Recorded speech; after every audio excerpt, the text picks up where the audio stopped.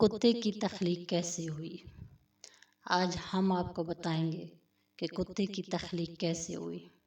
مذہب کی پرانی کتابوں اور قرآن پاک کے مطابق ابلیس یعنی شیطان ایک جن تھا اور اللہ تعالیٰ نے اس کی عبادت کے باعث اسے فرشتوں میں شامل کر لیا اور اسے فرشتوں کا سردار بنا لیا۔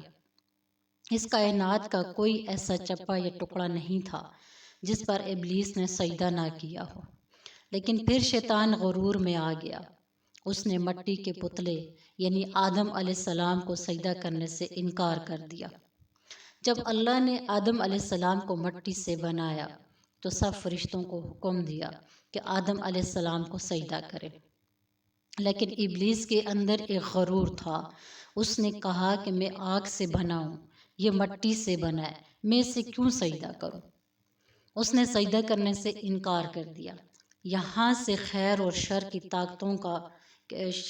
خیر کی طاقتوں کے درمیان جنگ کا آغاز ہو گیا۔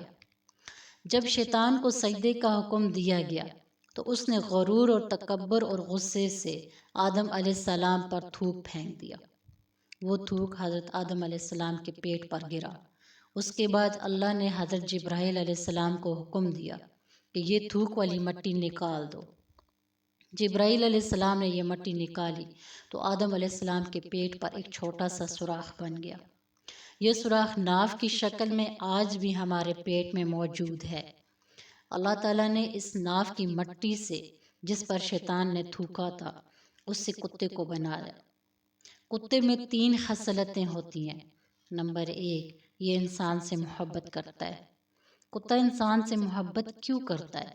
کیونکہ انسان بھی مٹی سے بنا ہے اور کتا بھی مٹی سے بنایا گیا ہے، اس لیے یہ انسان سے محبت کرتا ہے۔